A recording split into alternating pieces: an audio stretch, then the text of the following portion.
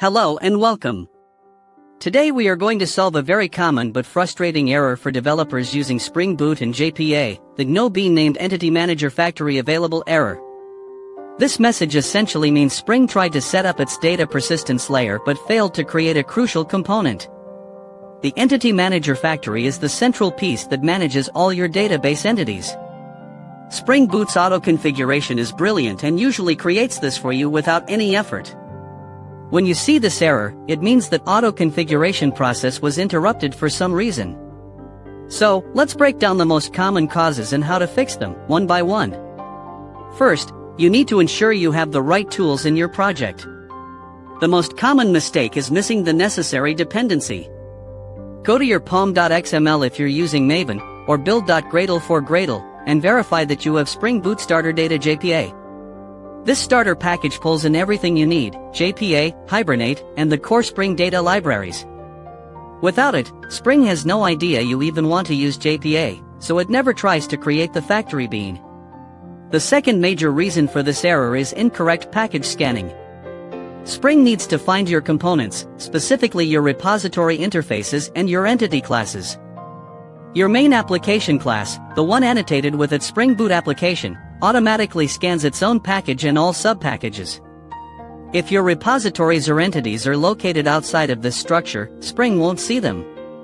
To fix this, you can either move them into a subpackage of your main class, which is the recommended practice, or you can explicitly tell Spring where to look. You do this by adding @enable.jpa repositories and @entity_scan to your main application class, providing the base packages for your repositories and entities as arguments. For example, @entity_scan, com.example.myproject.entities, tell Spring exactly where your entity classes are. Another critical piece of the puzzle is the database connection itself. Spring can't build an entityManagerFactory if it doesn't know which database to connect to.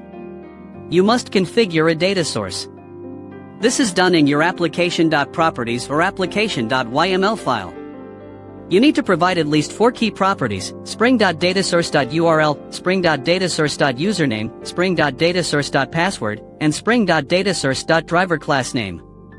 For instance, if you're using a local PostgreSQL database, your URL would look something like jdbc postgresql//localhost 5432/mydatabase.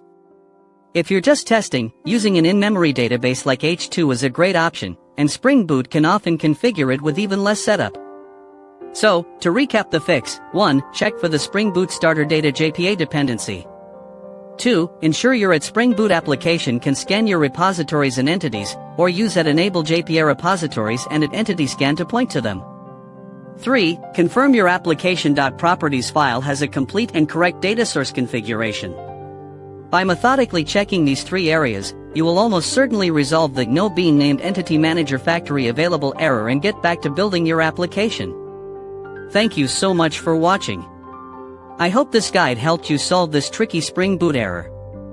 If you found this video useful, please consider supporting the channel by liking this video, subscribing, and hitting the notification bell so you don't miss future tutorials.